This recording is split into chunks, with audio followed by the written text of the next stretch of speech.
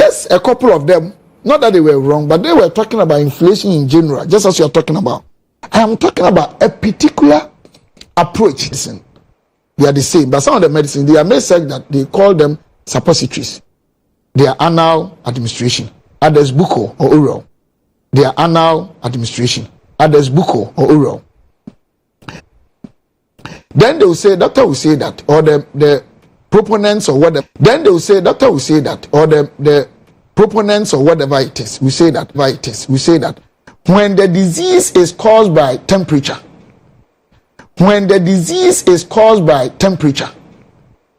use buccal. When the disease is caused by, say, poor ventilation, do anal. Then you have somebody who is controlling the disease and the medicine. Once you get that symptom, the person doesn't find out whether it is caused by poor ventilation or temperature, and it gives through your mouth. And because it does that, generally the disease goes up. So if you check the trend, when I go, it's on my PC because I did a research on that. I'll send it to you. Then you realize that for a number of years we're increasing interest rate, but inflation was going up. So we have outliers. It doesn't mean it's everything all the time. Other factors can come to play. Sometimes things can happen, but generally the technique has not supported Ghana. Just like I was talking about T-bills. Some of the time T-bill rate come down, but generally it goes up higher than risky assets. And the formulas are not working in Ghana. And the consequences are that almost all the primary macro indicators, inflation, exchange rate, unemployment, you get sick. And you get sick for 3 years and 3 months or 3 weeks. You are a little bit better. Can you say that what we are talking about is not right? Then how come that every time we are having high inflation generally? So you're saying that the recent decline cannot be attributed to the BOG's policy rate? I cannot conclude that. I want to be very technical and fair with you. I cannot conclude that. Okay. But what we've been doing has not helped generally. So we need to look at it again. Okay. Because if I want to give you medicine so that you grow tall, and the more I give to you, the more you get short. And sometimes you measure you appreciate more. You cannot say that this thing has solved. Okay, let's find the number of years or time we have increased this and what has happened to the corresponding inflationary rate. And normally, see this, when inflation goes up, if it is demand pool, GDP will grow because people are spending. But when it's from supplier's end, GDP normally doesn't grow. We are spending, but it's not affecting productivity. And the figures are there to show. You can check from statistical service. I'll send the numbers to you. You know what I'm talking about. Sometimes they say because of exchange rate. Yes. Sometimes they also do this because of exchange rate. But exchange rates problems in Ghana is also another thing that one day I'll come and explain to you. Is huge. A country you cannot even find out the amount of foreign currency circulating in your country because of black market, because of our borders. You don't know how much Serwaa took to the Forest Bureau today, Steka took to the Forest Bureau today, how much is being, and that there's a big variation, different between official rate and market rate. So we need to sit and think, all of us. It doesn't matter who, whether I'm the one saying it, it's not about the messenger, whether I'm a politician. These are real issues that we need to sit together, plan, and work out models, frameworks. I don't know, to change these things so we can build on them. Okay. You know, there's so much to even explore under this, inflation conversation. But because of time, let's move on, because I have so much that I want to cover with you. You know, Ghana keeps repeating this cycle of borrowing, economic downturn, IMF bailout. What mistakes? Because you sit here today as an economic expert, a finance expert. You've even I'm a financial economist. You're a financial economist. You've served as a deputy minister for finance before. What mistakes do you think that past government have done that has brought us here again? It's huge. I don't know where to start from. Break it down and summarize it because of time. In the first place, Serwaa, as I told you, our revenue generation is a problem, as I said. And it's all because of, one, politics. Because when MPP wants to come to power, anything NDC brings about taxes, they will fight it, and vice versa against them. 2, so as I said, there's too much loopholes or too many loopholes when it comes to revenue generation. Too many loopholes, corruption along the chain. It's not only just the politicians. Let me give you this example. When I became deputy finance minister, it pains me. I can't, if the person is watching me, you should be honest with me and call me and own up what I'm saying. Somebody called me, Doctor, I've brought my car to the harbour. They are saying that the car is over age, they are taking because the car is a special car. But it's not over age. I said, are you sure? Then he gave me a number. I don't even have all the numbers. And God is my witness, I'm not lying. I called the big boss who might have been doing that. And I told him that this is the situation, him or her, I can, because I require some time. If it is true, don't give the car back to them if they are breaching any law. But if it's not, I'm giving 1 week and I will let you, I'll make sure you are sacked. A couple of days' time, they give the car back to the person. There are people at the harbour working for the government and the state, not politicians. The kind of stealing going on when it comes to taxes. 2, our expenditure as government, all government. So it's very crazy. We always say we are cutting down expenditure. How do we do it? Oh, I want to cut it 30%. I want to cut it 20%. It's not just done like that. When you go to the developed economies, we run proper mathematical finance on these things. We have a number of items we spend in on our country. Some of them, you can spend 1 billion, they will not impact GDP. We have models. This one I have to do technical. We call something co-integration, we call something correlation, regression analysis. We should run this for a number of years and know that item A, if we spend even 100 billion, it will impact life and GDP. And throw all of them away. I am even still thinking that, which I also fall short of, that I don't see why we should give houses for government officials to rent. I don't see why. What should we do instead? No, they should pay for over the years, like the developed economies. What is wrong with having about 70 floors somewhere around here, and all government workers and all of you you stay in your apartment, 2-bedroom, you pay over say 20 years, we take from your salary? What stops that? What stops that? If government is giving you Serwaa close to your workplace, 2-bedroom, nicely done, every month they are taking say 2,000 from your account for say 20 years. What will happen? So some of the expenditures, we can easily cut them. Look, after COVID, I think we need to cut down most of our travels, unless it's extremely important. Well, the president has asked his appointees not to be flying first class. No, I've never seen any media, unless maybe I stand to be corrected. All government appointees that I know under MPP, they were traveling on business class. I don't know the president, the vice, and the chief of staff. All of them, business class. So you think that instruction is neither here nor there? Oh, even for the president to have the intention of doing something about expenditure, I think he's done well. Okay. But I think those who advise him on probably did not advise him on properly. But at least the intention. How? Because how many of us travel on? If I don't take alcohol, how can you say that I'm banning you don't take alcohol? Maybe I take too much sugar. Okay, don't take sugar. But even the motive behind what the president is doing, if it's not politics, of course, it means that he's being sensitive to our plight in terms of how we can save money. Okay, let me ask you this. I mean, you have earlier said that everyone needs taxes, right? Mm-hmm. Are you suggesting that, because you're in Parliament, if NDC introduces new taxes, knowing what you know, and knowing that the country needs it, you support it? Of course, for now, I will. Okay. Because you know why? That's why it's calibrated. Okay. It's our fiscal space. Maybe you say we don't have to. I'll come again. The fiscal space is all about what we need to spend on. How much do we need? Where do we get the money from? Either our taxes, if you don't get enough, you have to borrow. If you borrow too much, you destroy the country, as you said. I hope you understand what I'm saying. So if the fiscal space is said that we need more taxes, I will support it. I will not do the old politics again.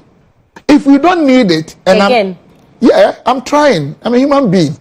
They asked me on Metro whether 100 days of President Mahama, he's done well. Me, 30 days. Those days, he's done nothing. I said no. But I can't say he's done well or not.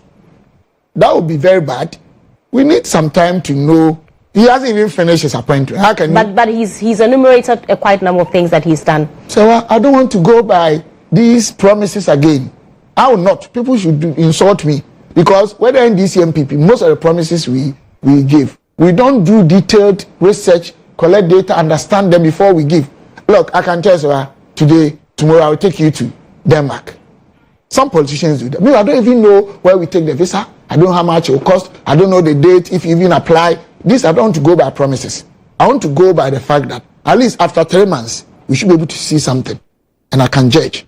But the point that I'm making is that depending on the fiscal space, so if I'm contesting or contending, if I'm saying something against tax increment or introduction by this government, I'll be able to explain why it shouldn't be done.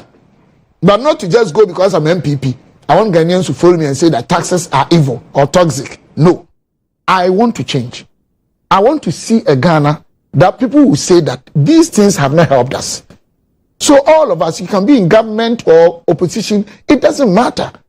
If we truly love Ghana, have these things helped us? Almost all these parameters and variables were those we used against late former President Rawlings, present former President Mahama, Kufuor, even present president when they were there, the same Nanado. So do we continue all these and stay as we are as a country because we can get Ghanaians deceived and they will vote for us and they will stay in their poverty? It's like this thing that they are talking about, free SHS. Why don't you do those who have money to pay? Serwaa, it's a good option, but it will not work. Why? Are you not in this country? Look, find out when NDC they were in government, government scholarship, who were those who got them? About 90% NDC. When MPP were in government, about 90% MPP. So if you are running stratification-based policy, when I say that, it means where you are, your social, we have somebody called one social stratum, or maybe your social ladder level or segment. It will not be for all. NDC people will enjoy. When MPP come, the other people will enjoy. If you like, let's try and see what I'm talking about. Okay, so still on the taxes, will you be against the scrapping of the betting and the e-levy that will be coming up in the budget? Will I be against it? They promised. The scrap of it. I think they should eat a humble pie and explain it well to the Ghanaian communities. Look, it's not like those who are doing betting, they don't want to pay taxes. It's not like e-levy Ghanaians don't want to pay. One, they don't even understand them very well. Two, they think when we take their money, we don't use them judiciously. Or we don't explain the benefits they get from very well. Because if you see people then explain that, because of taxes, we did this, we did that, we did that. If it's not taxes, probably your child going to school free wouldn't work. Probably the 4th-year interchange there will not work. Probably this thing was not done. So we understand you, but we need it to support you. When things are okay, we bring it down. And you do proper education, civic education, and they understand the tax should stay.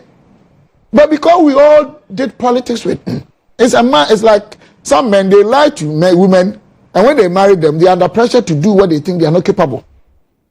That's what we do. But these taxes that they promise, because you said they promised to remove it, they promised to scrap it. But your then flag bearer also promised to scrap them if he's voted. But so let me explain something to you.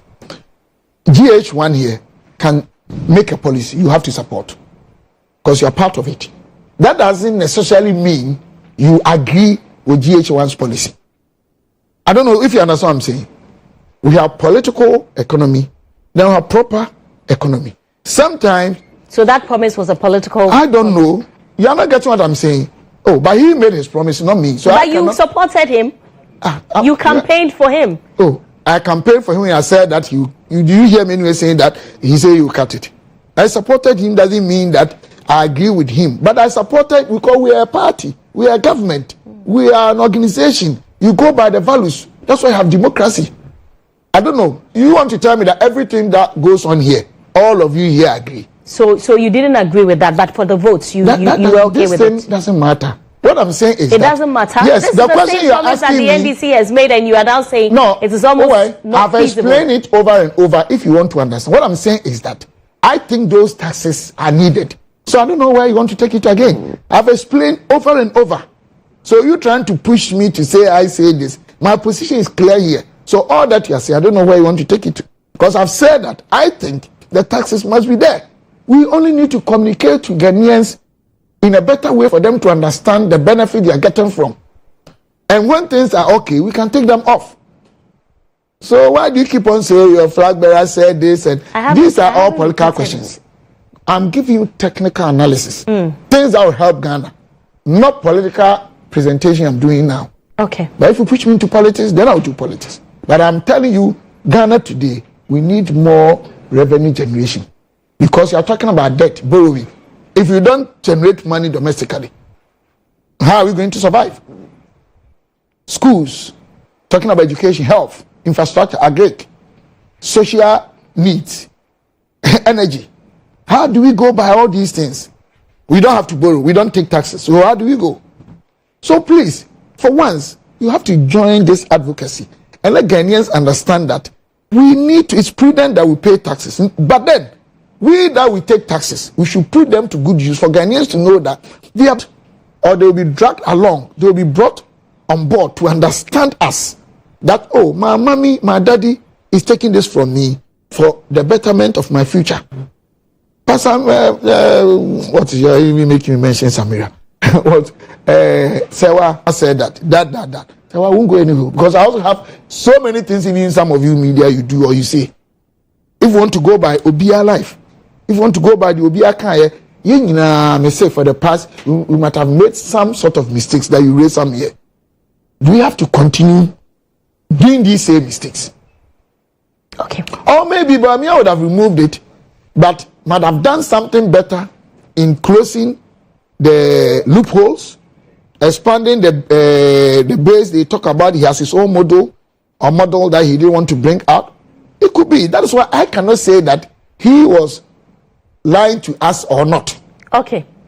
All right. We have to go, unfortunately. And so I'm hoping that we bring you back, to have an extended conversation on this. But before I let you go, even though you didn't work under him as Deputy Finance Minister when he was there, I'm sure that you have seen what is happening. Yesterday, you said that the pronouncement by the Special Prosecutor on the former Finance Minister was needless.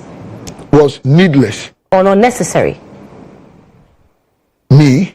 You did not? No, I don't know. But a lot of people have said the same thing. My point What is your position? My position is that the word fugitive, unless, he is a top legal person, and I respect him for that. If it doesn't have any other legal interpretation, the simple definition we know is that a fugitive is somebody who is running away from captivity. I don't think Ofori-Atta is in captivity. And I was shocked to have found out exchanges between his outfit and Ofori-Atta's outfit. Even stating and listing his health conditions and the hospital that he was attending, the doctor that was taking care of him, and the program for him. And yet, you are pushing. When you fly up, the likelihood that somebody like him will get thrombosis is high. I mean, clot, blood clot. So why do you want somebody to die because you want to interrogate the person? Anytime he comes, he'll be ready. It's not he's running away. That was my concern. I'm not saying Ofori-Atta. And then what went on there? His private home and property. Say, well, you and I know. Constitution clearly, Article 18(2)(a) states that no one shall be subjected to the interference of his private home and property. Look, it's on record that President Right Honorable Babin is saying that what is happening today is unprecedented. Although some of them happened some years back, whether first NDC, second MPP, all of them. But what is happening today, even Council of State elections. And the most dangerous aspect is when the OSP is issuing a disclaimer saying that he didn't order them. If that is true, then it's more dangerous.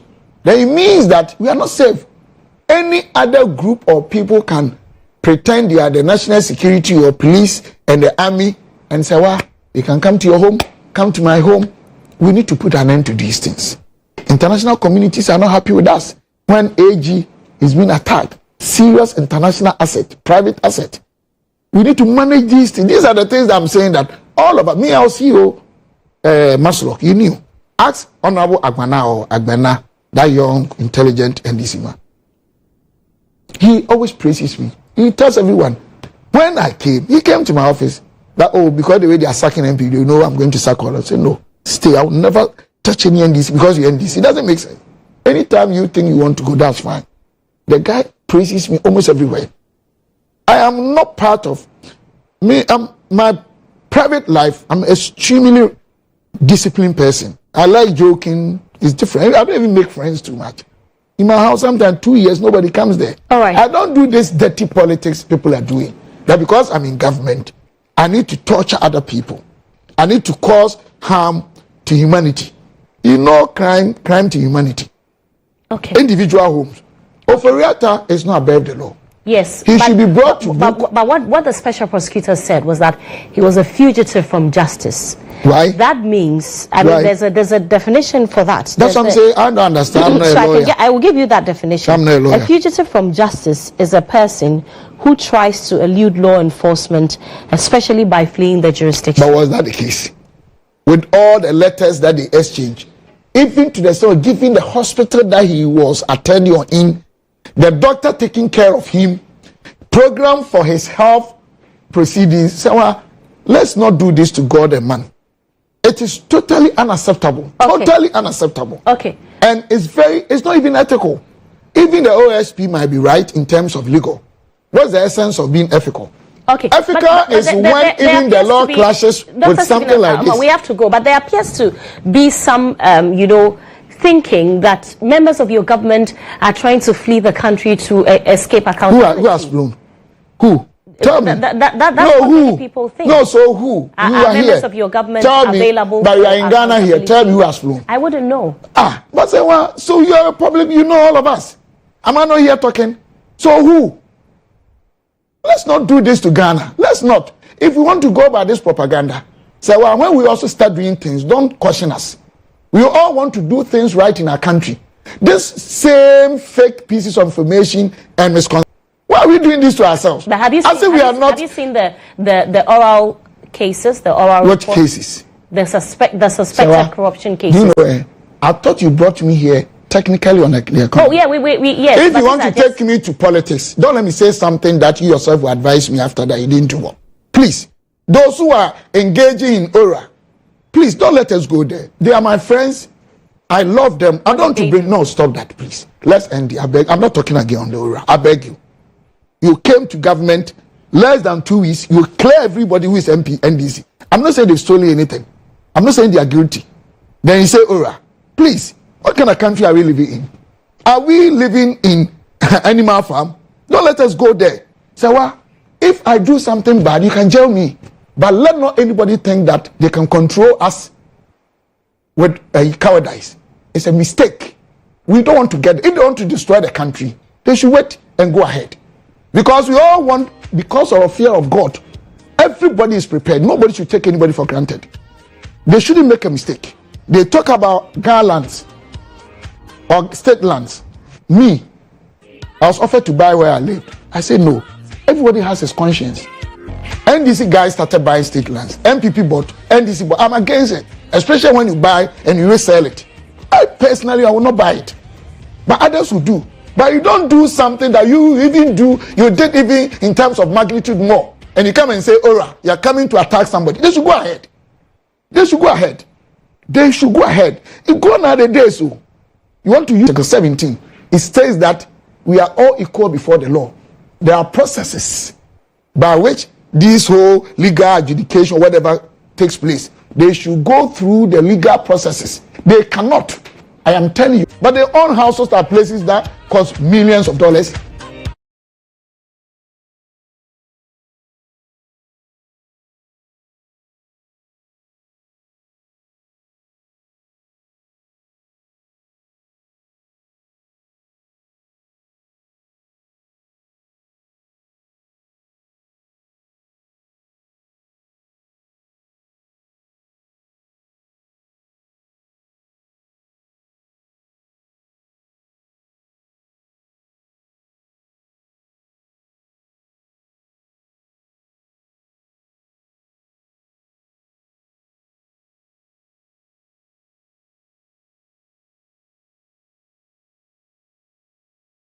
person has to be jailed. Okay. Any day, no one is above the law, and I support that because I'm against. We are all not perfect. Even I can be jailed if I make a mistake. So if they do the thing right, why not? Okay. But you don't bite all your fingers and come and ask that why somebody's fingers are not there. Why? So all the system for questioning, would you go? Oh, why not? I have to respect. Thank you very much. It's President Mahama who has done it, and he's one person I really respect. Okay. I respect him so much. Okay. I mean, apart from he's my president. Okay. Nobody in my family is like. Oh, I wish he was in my family. Right. Just I don't support him and his party. If a president set up a body, whether you like it or not, you have to go. Okay. But what I'm saying is that if they want to get in there, then that is what I said in Parliament, that it is MPP and DC that defines each of us for the public to disrespect us. Mm-hmm. But if they want us to go that way, say, well, when it starts, don't stop anyone. I have a house. Ghana here is very difficult to track money. So even some of my expenditures and whatever may be questionable. Yes, because of the way our system is. But at least even you, everybody. So everybody, you, me, myself. Me. I'm not a public official. No. So you want to tell me that nobody in this world has given you money before? Oh, I get money from people. Exactly. We have a society that I can give you even 10,000. My point is that our financial system and framework. Somebody can even be jailed without not stealing. Somebody can go scot-free without stealing. Our system is not too efficient. So some of these things, let's all be careful.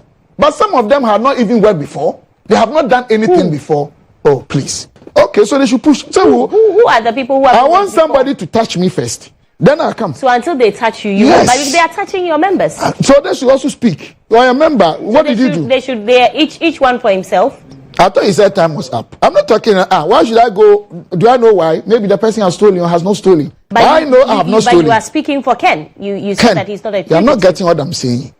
I'm saying that per the definition I know about Ken, it's wrong to describe him as a fugitive. All right. And all the exchanges, the fact that he is sick, shown the hospital that he was, the doctor taking care of him, health program. Ethically, we don't have to do that. This one you don't understand. What have I said wrong? I'm not saying Ken had done wrong or bad. No, I can't judge. You can't pronounce him wrong or guilty or criminal until proven by a court of competent jurisdiction. Right. So let us go by these laws and rules. But what I'm saying is that nobody should make a mistake thinking that he is in power so he can intimidate anybody. Who will be in power in perpetuity? Who will be in power in perpetuity? All right. Now I live in my house. You say you army officers and guys, you are coming to attack me. Oh my God. I don't want you to get there because maybe that is the very day I'll be buried. This country, we should fight against any form of oppression. Okay. Not for myself, not for you. For NDC guys, MPP guys, poor people, rich people, for the mosque, the Christians, for the young and the old. We can't live in a society that because somebody has power, he has to destroy another person's life. All right. Thinking that, oh, you also did that, you did, so we should continue all this. Thank you very much. Dr. Stephen Amoah it's a displeasure. Former Deputy Minister for Finance and so Member of Parliament for the Ishayesu constituency. Great. It's a big pleasure having you here. Right. Let's do some birthdays very quickly before.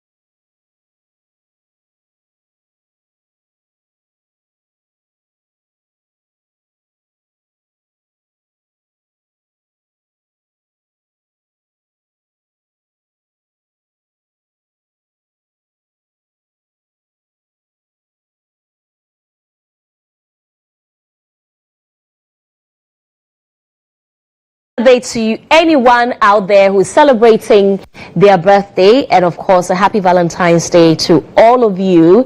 I have to wish a happy birthday though to my home staff, my domestic staff, Akos.